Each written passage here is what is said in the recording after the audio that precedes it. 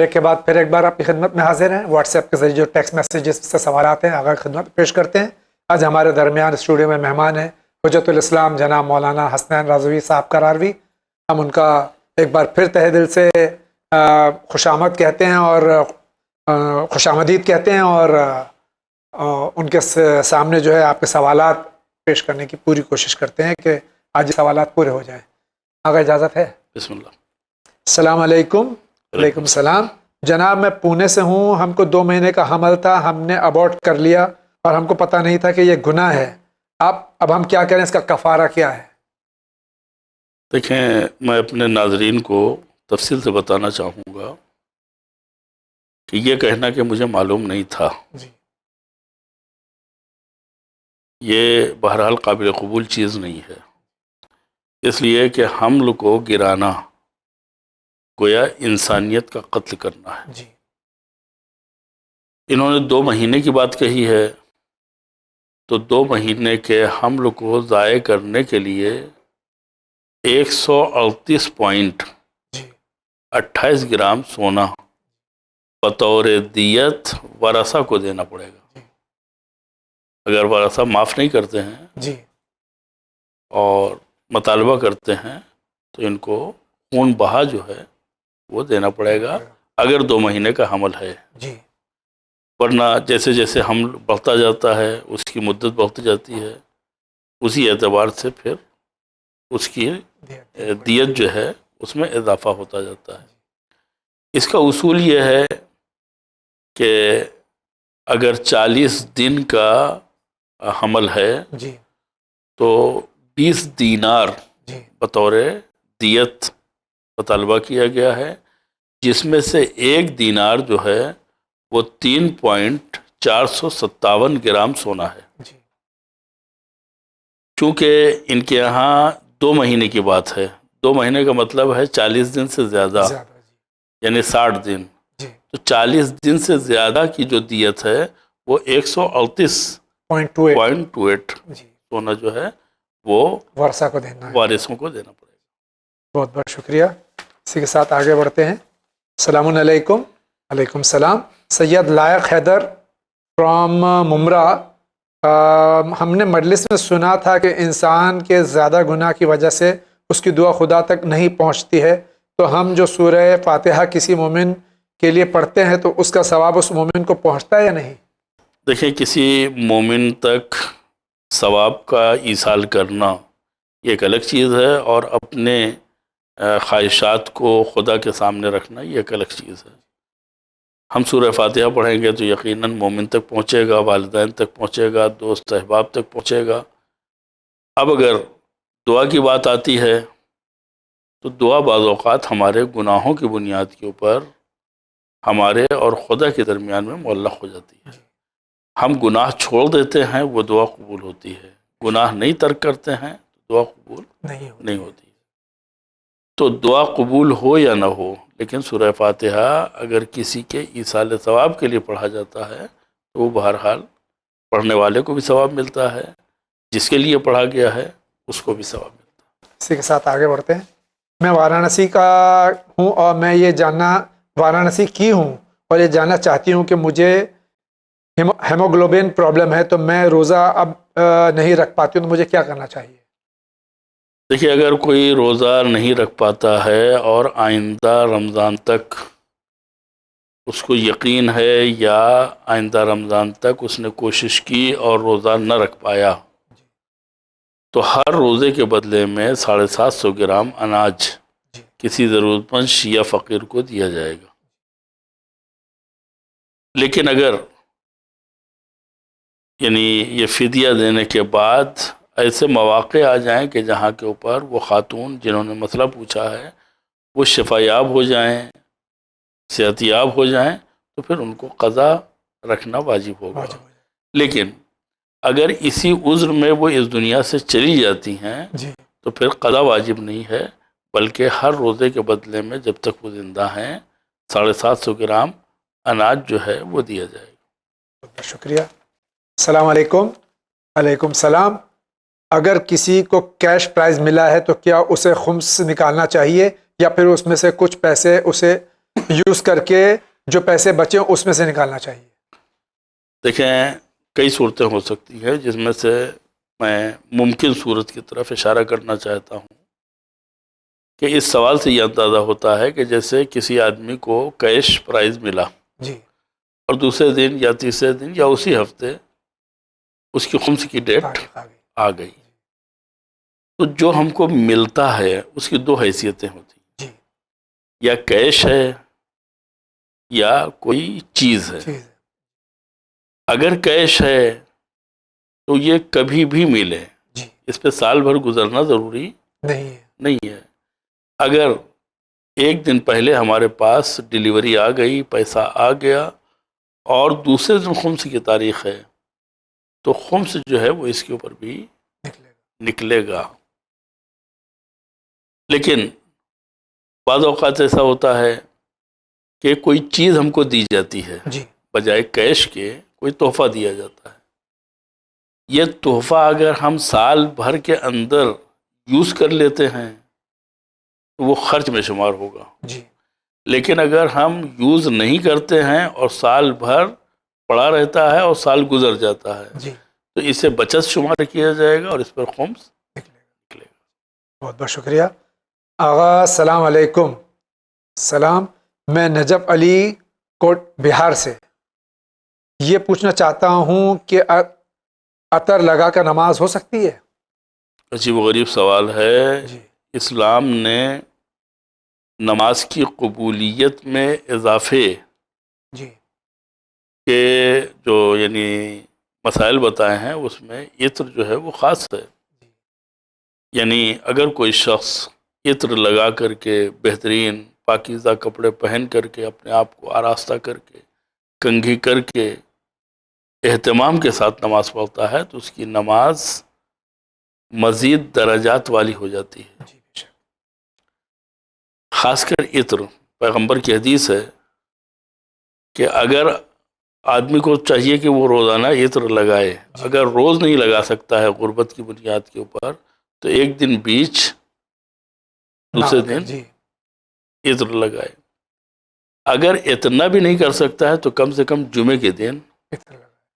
اور اگر جمعے کے دن نہیں کر سکتا ہے تو پھر مہینے میں ایک بار. دفعہ.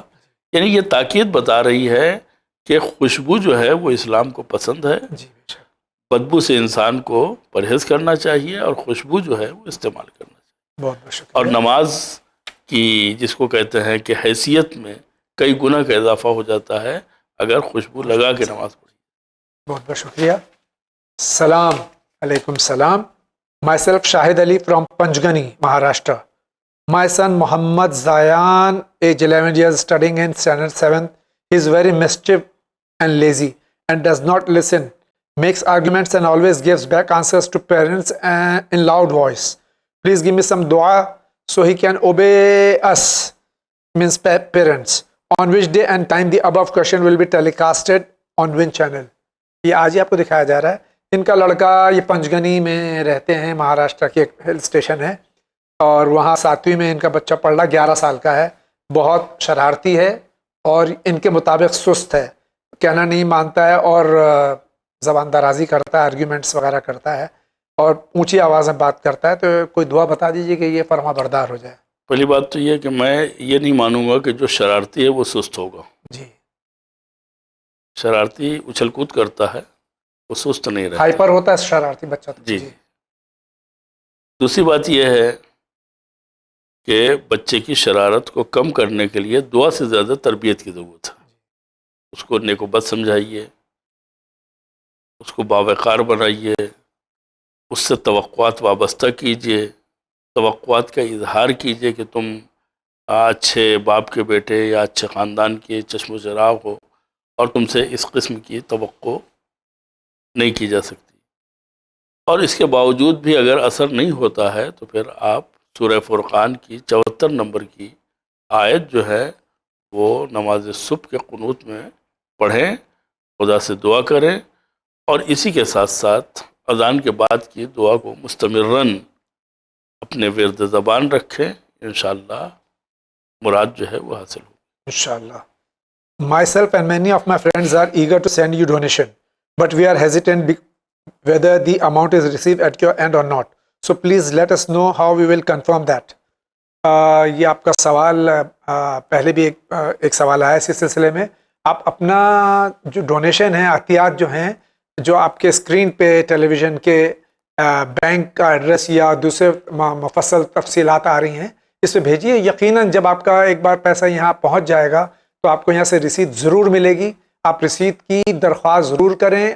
یہ رسید تو ہم ضرور بھیجتے ہیں، اس کے باوجود اگر خدا نہ خواستہ کسی وجہ سے رسید آپ کو نہیں ملی ہے تو آپ ٹیلی فون کے ذریعے یا واٹس ایپ کے ذریعے آپ ہمارے آفس میں رجوع کریں، آپ کو یہاں سے رسید ضرور ملے گی.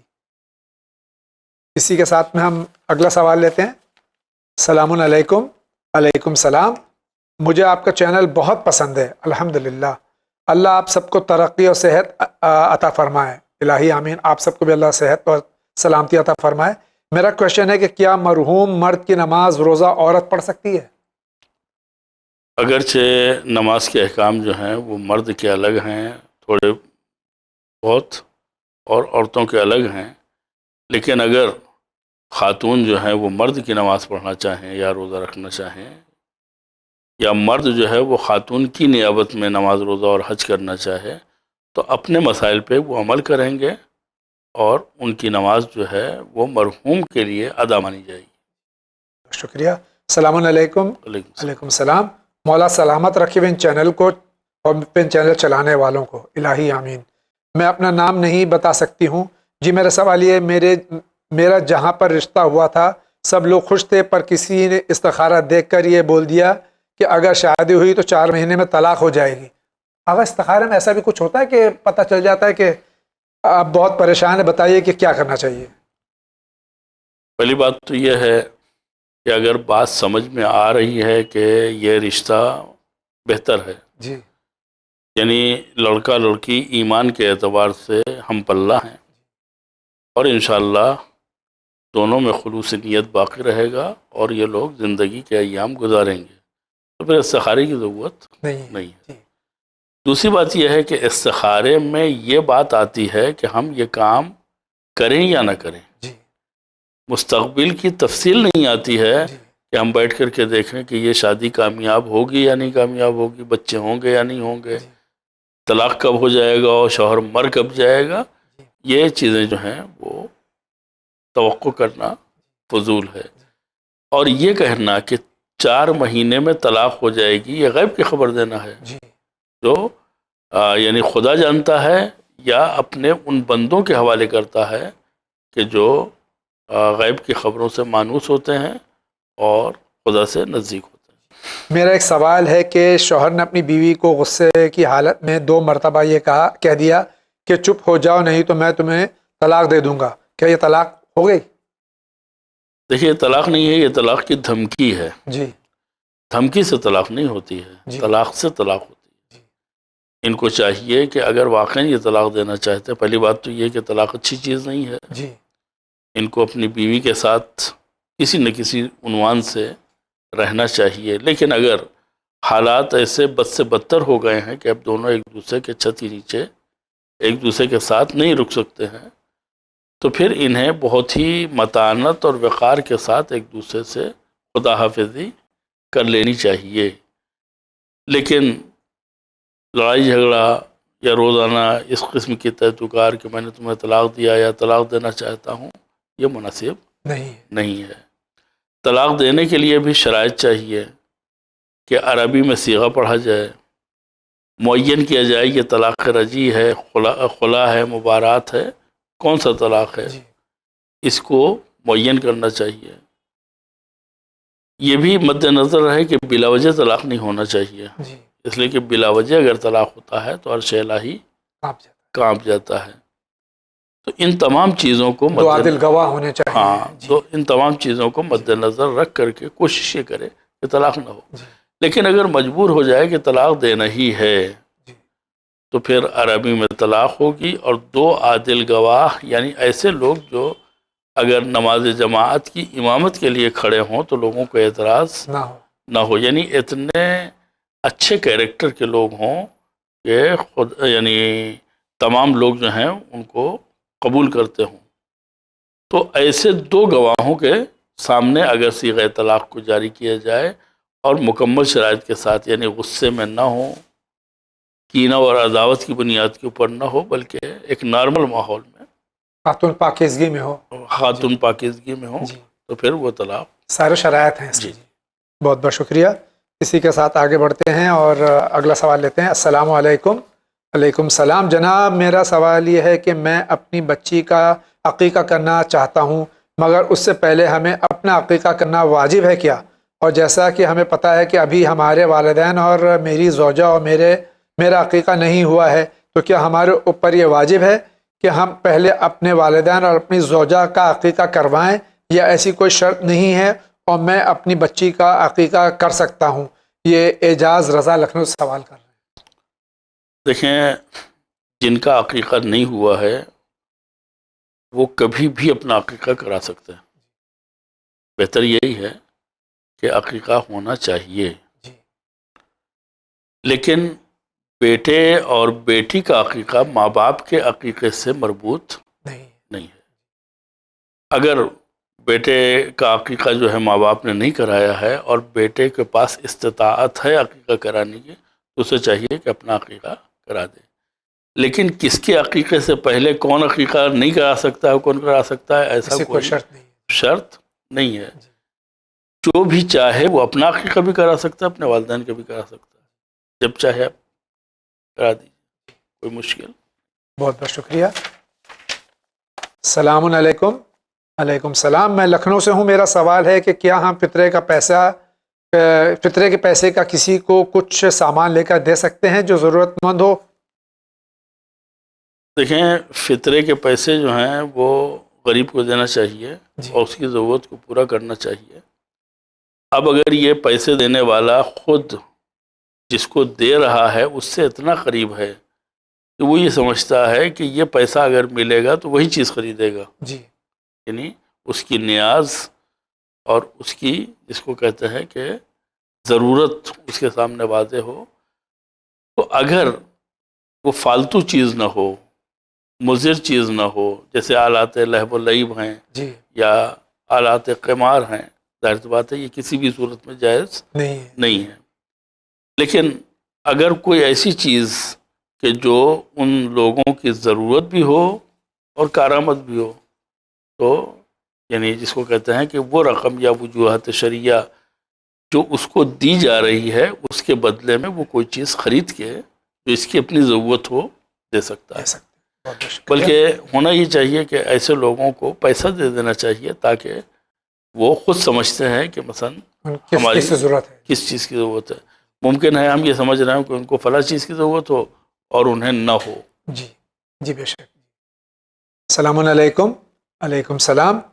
ہمارا سوال ہے دوسروں پر ظلم کرنا خدا کی معصیت ہے، تو کیا خود پر ظلم کرنا بھی معصیت خدا ہے؟ مثلا کوئی انسان اپنے نفس پر ظلم کرے. اور دوسرا سوال بعد میں کرتے ہیں، پہلا سوال تو یہی ہے. دیکھیں، معصیت کا مطلب ہے گناہ، جی اور گناہ کوئی بھی کرے یہ ظلم ہے. کسی کا گناہ کریں یہ بھی ظلم ہے. اپنا آپ ہم خدا کے حوالے نہ کر کے، یعنی جس کو کہتے ہیں کہ اپنی مرضی استعمال کریں، یہ بھی کیا ہے؟ گناہ ہے. اور جو گناہ کرتا ہے وہ ظالموں کے یعنی جس کو کہتے ہیں کہ درجے میں آ جاتا ہے. دوسرا سوال ان کا جو ہے کہ امام علیہ السلام نے فرمایا اپنی نماز ایسے پڑھو کہ یہ آخری نماز ہے، اور امام علیہ السلام سے یہ بھی کہ کھانا کھاؤ تو یہ سوچو کہ یہ پہلی بار کھا رہے ہو. پلیز اس کی وضاحت فرمائیں. نادر سید باڑا جنر سے سوال کر رہے ہیں. دیکھیں، جو حدیث کا دوسرا جملہ ہے جی وہ ہم نے نہیں دیکھا. جی پہلا جملہ تو ٹھیک ہے کہ مثلا ایسی نماز پڑھو کہ جیسے آخری نماز ہو، یعنی پورے شرائط کے ساتھ پڑھو، اس لیے کہ پتہ نہیں تم آئندہ لمحے زندہ رہو گے یا نہیں. لیکن اگر کھانے کے تعلق سے دیکھا جائے تو پہلی مرتبہ کھا رہے ہو یعنی خوب ڈٹ کے کھاؤ. ایسی کوئی چیز ہماری نظر سے نہیں گزری. بہت بہت شکریہ. اس لیے کہ اسلام کا کلی حکم ہے جی جو ہمیں صحت و عافیت کی دعوت دیتا ہے، کلو وشربو ولا تسرفو، کھاؤ پیو اسراف نہ کرو۔ السلام علیکم۔ وعلیکم السلام۔ میں محمد ظہیر فرام کارگل۔ میرا سوال قرآن کے بارے میں ہے کہ کہتے ہیں کہ قرآن دنیا کی ہدایت کے لیے ہے، تو آخرت میں قرآن کا کیا رول ہے؟ ہم مرنے کے بعد فاتحہ کے لیے قرآن پڑھتے ہیں، میرا سوال ہے کہ قرآن دنیا کے لیے آیا ہے تو آخرت کے لیے کیوں پڑھا جاتا ہے؟ دیکھیں، قرآن کا رول دنیا میں بھی ہے، آخرت میں بھی ہے۔ دنیا میں ہے ہدایت کرنا، جی، آخرت میں ہے شفاعت کرنا۔ جی بے شک۔ دنیا میں اس کی تلاوت، اس کو دیکھنا، اس کے قریب بیٹھنا، یہ ہمیں قرآن کی نورانیت سے فائدہ پہنچاتا ہے۔ جب ہم روز قیامت جائیں گے اور خدا کی بارگاہ میں مشہور ہوں گے تو یہی تلاوت ہماری شفاعت کی ضامن ہے۔ لہذا یہ کہنا کہ صرف دنیا کے لیے قرآن نازل ہوا ہے اور دنیا کے مسائل کو حل کرنے کے لیے، غلط ہے۔ یہ دنیا و آخرت دونوں کے مسائل کو حل کرنے کے لیے نازل ہوا۔ بے شک۔ ہم بہار سے بول رہے ہیں، ہمارا یہ سوال ہے کہ میرے شوہر خوب گالیاں دیتے ہیں اور مارتے بھی ہیں، اور غصے میں ایک مرتبہ طلاق 3 بار کہہ دیا ہے اور کہتے ہیں کہ تمہیں کبھی نہ کبھی چھوڑ دوں گا، ایسے میں ہمیں کیا کرنا چاہیے؟ دیکھیں، مثلا یہ جو درست روئی ہے یا مثلا کج خلقی ہے، یہ تو بہرحال صحیح نہیں ہے۔ جوڑوں کو آپس میں میل محبت کے ساتھ رہنا چاہیے، ایک دوسرے کا احترام کرنا چاہیے، ایک دوسرے کی ریسپیکٹ کرنا چاہیے، تاکہ انہی آغوش میں پیدا ہونے اور پلنے والی نسل جو ہے وہ ہم سے ادب اور لحاظ سیکھ سکے۔ یعنی کسی کو کسی کی توہین کرنے کا حق نہیں ہے۔ اگر کوئی کسی کی توہین کرتا ہے تو شریعت اجازت نہیں دیتی۔ السلام علیکم۔ وعلیکم السلام۔ If one person is engaged, then for precautions, صیغہ یا متع is recited between girl and boy before marriage. Some parents don't allow to recite صیغہ or متع but allow to talk to girl. What should boy or boy's parents do in this case? بہت سے لڑکی کے والدین جو ہیں وہ ملنے جلنے پہ پابندی نہیں ہے، سگائی، انگیجمنٹ، منگنی، لیکن صیغہ پڑھنے کے خلاف ہے، تو اس سلسلے میں کیا کرنا چاہیے لڑکے اور لڑکے کے والدین کو؟ ان کو سمجھانا چاہیے، بیدار کرنا چاہیے کہ اگر آپس میں گفتگو کی اجازت دے رہے ہیں تو یہ دونوں نامحرم ہیں، لیکن اگر ان کا نکاح کر دیا جائے تو یہ میاں بیوی ہو جائیں گے اور آپس میں گفتگو جو ہے وہ ناجائز نہیں ہوگی۔ لہٰذا یہ سیف سائیڈ ہے، صیغہ پڑھ دینا یا نکاح کر دینا یہ سیف سائیڈ ہے کہ انسان کسی گناہ کا مرتکب نہیں ہوگا۔ یعنی اگر ہنسی مذاق میں ہاتھ پہ ہاتھ رکھ دیا، تو اگر نکاح کے بغیر ہاتھ پہ ہاتھ رکھ دیا تو یہ گناہ ہے۔ نکاح کے بعد رکھا تو ہو سکتا ہے ہاتھ پہ ہاتھ رکھنا ثواب ہو۔ بے شک، بہت بہت شکریہ۔ السلام علیکم۔ وعلیکم السلام۔ میں سیدہ صالحہ عابدی کانپور سے، میرا سوال ہے کہ میں نے پڑھا ہے کہ ظہور کے بعد امام زمانہ عجل اللہ تعالیٰ فرجہ شریف کا پہلا ہدف قبلہ اول کی آزادی ہوگا۔ میں یہ جاننا چاہتی ہوں کہ قبلہ اول کی آزادی کا مطلب کیا ہے؟ انہوں نے کہاں پڑھا ہے یہ مجھے نہیں معلوم، لیکن امام زمانہ جو ہیں وہ قبلہ دوم سے ظہور فرمائیں گے۔ جی بے شک۔ اور قبلہ دوم یعنی خانہ کعبہ سے ظہور کرنے کا مطلب ہے جو ہے وہ صہیونیوں کے ہاتھوں سے آزاد ہوگا انشاءاللہ۔ السلام علیکم۔ وعلیکم السلام۔ میں اپنے ماں باپ کے چلتے اپنے بیوی کو کورٹ سے اسٹیمپ پیپر پر 2 لوگوں کے سامنے طلاق دے دیا ہوں، لیکن کیا پیپر پہ اس طرح سے کورٹ میں طلاق دینے سے طلاق ہو جائے گی؟